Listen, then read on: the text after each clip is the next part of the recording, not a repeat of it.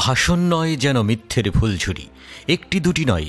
President হিসেবে অভিষেক ভাষণে Donald Trump মিথ্যা তথ্য দিয়েছেন 20টিরও বেশি।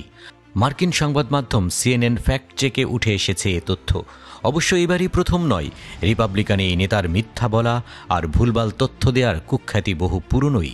সেই ধারাবাহিকতায় যেন বজায় রাখলেন প্রেসিডেন্ট হিসেবে দ্বিতীয় দফায় দায়িত্ব গ্রহণের অনুষ্ঠানে। চীনের উপর শুল্ক আরোপ করা প্রথম মার্কিন প্রেসিডেন্ট নাকি ট্রাম্পই। অভিষেক অনুষ্ঠানের বক্তব্যে এমনটাই দাবি করেছেন 47তম প্রেসিডেন্ট। অথচ 1789 সাল থেকেই চীনের বহু পণ্যের ওপর রয়েছে মার্কিন শুল্ক। আরও দাবি, শুল্ক আরোপের মাধ্যমে বেইজিংয়ের কাছ থেকে বিলিয়ন বিলিয়ন ডলার আদায় করেছেন তিনি। এই দাবিও ভুল বলেছেন ফ্যাক্ট চেকাররা, কেননা এই শুল্ক মূলত দেয় আমদানিকারক প্রতিষ্ঠান তথা মার্কিন ব্যবসায়ীরা। বাণিজ্য ইস্যুতে ডোনাল্ড ট্রাম্প ভুল তথ্য দিয়েছেন ইউরোপীয় ইউনিয়ন নিয়েও। বরাবরের মতোই অভিষেক বক্তব্যেও সমালোচনা করেন বাইডেন প্রশাসনেরও। তা করতে গিয়ে দিয়েছেন আরেক ভুল তথ্য। বলেছেন জো বাইডেনের শাসন আমলেই নাকি সর্বোচ্চ মূল্যস্ফীতির রেকর্ড রয়েছে যুক্তরাষ্ট্রে। তবে ইতিহাস বলছে সঠিক নয় এই তথ্য। 2022 সালের জুনে 9.1% মূল্যস্ফীতি দেখেছে মার্কিনীরা, যা 40 বছরে সর্বোচ্চ হলেও ইতিহাসে সর্বোচ্চ নয়। দেশটির ইতিহাসে সর্বোচ্চ মূল্যস্ফীতি ছিল 1920 সালে 23.70।